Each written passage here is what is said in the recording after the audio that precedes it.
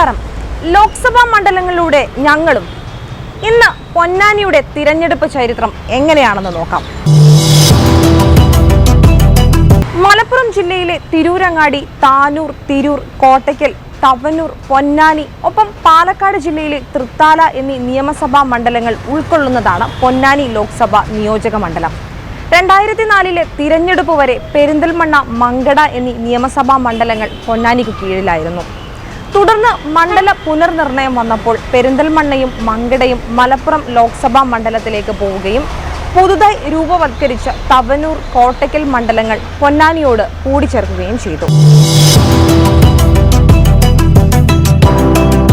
1957 മുതൽ 1977 കാലയളവ് വരെ പൊന്നാനി ഒരു സംവരണ മണ്ഡലമായിരുന്നു. ആ ഒരു കാലയളവിൽ ഇടതുപക്ഷ മേൽക്കൈ ഇവിടെ നിലനിന്നിരുന്നുവെങ്കിലും പിന്നീട് ഈ മണ്ഡലം ഇന്ത്യൻ യൂണിയൻ മുസ്ലിം ലീഗിന്റെ അധീനതയിലേക്ക് വരികയായിരുന്നു. എന്നാൽ 2004 1 ലക്ഷത്തിൽ പരം വോട്ടുകൾക്ക് ലീഗിന് ഉണ്ടായിരുന്ന ഭൂരിപക്ഷം 2009 ആയപ്പോഴേക്കും 82,684 കുറയുകയായിരുന്നു.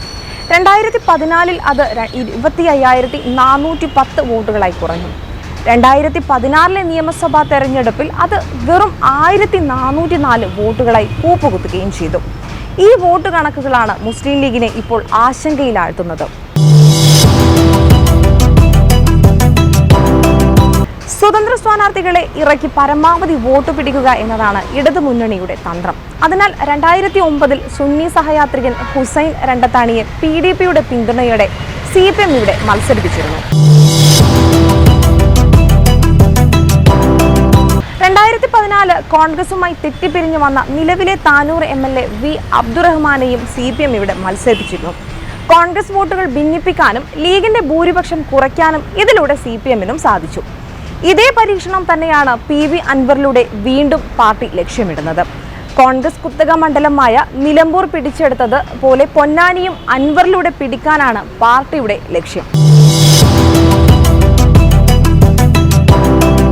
2016 നിയമസഭാ തെരഞ്ഞെടുപ്പിൽ 7-ൽ 5 സ്ഥലത്തും സ്വതന്ത്ര സ്ഥാനാർത്ഥികളെ മത്സരിപ്പിക്കുകയും തവനൂരും പൊന്നാനിയും തിരൂരും ഇടത് സ്ഥാനാർത്ഥികൾ വിജയിക്കുകയും ചെയ്തിരുന്നു. പാർലമെന്റ് മണ്ഡലതല ഭൂരിപക്ഷം 1104 പിടിച്ചു നിർത്താനും സാധിച്ചു. അതുകൊണ്ടാണ് CPM വീണ്ടും സ്വതന്ത്ര സ്ഥാനാർത്ഥികളെ ഇവിടെ ഇറക്കുന്നത്. നിയമസഭയിലെ കണക്കുകൾ ഇങ്ങനെയൊക്കെ ആണെങ്കിലും പാർലമെന്റിലേക്ക് 4 പതിറ്റാണ്ടായി തുടരുന്ന ലീഗിന്റെ ആധിപത്യം ETക്ക് അനുകൂലമാണ്. ലീഗിനകത്ത് പോലും കുഞ്ഞാലിക്കുട്ടിയേക്കാൾ സമ്മതിയുള്ള സ്ഥാനാർത്ഥിയാണ് ET മുഹമ്മദ് ബഷീർ. മത ന്യൂനപക്ഷങ്ങൾ കൂടുതലുള്ള മണ്ഡലമാണ് പൊന്നാനി. കൂടുതലും സുന്നി വിഭാഗക്കാരാണ് ഇവിടെ ഉള്ളത്. ഇരു സംസ്ഥകളുടെ വോട്ടും മണ്ഡലത്തിൽ നിർണായകമാണ്. ന്യൂനപക്ഷ വിഷയങ്ങളിൽ ETയുടെ പാർലമെന്റിലെ മികച്ച പ്രകടനവും ന്യൂനപക്ഷ വോട്ടുകളും ETക്ക് അനുകൂല ഘടകമാണ്.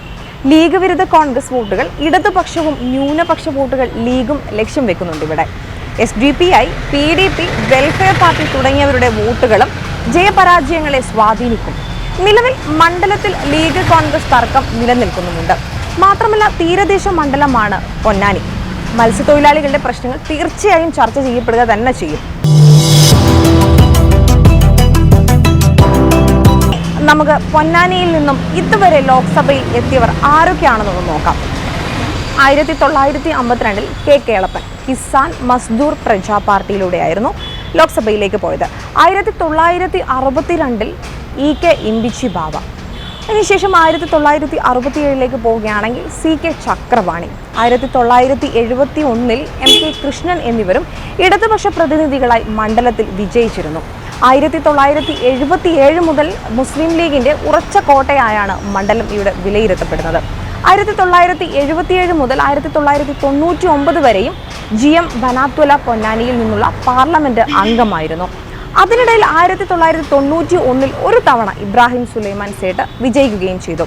2004 E അഹമ്മദും 2009 2014 ET മുഹമ്മദ് ബഷീറും മണ്ഡലത്തെ പ്രതിനിധീകരിച്ചിരുന്നു. ഇത്തവണ പൊന്നാനിയിൽ 3ാം അംഗത്തിനാണ് ET ഇറങ്ങുന്നത്.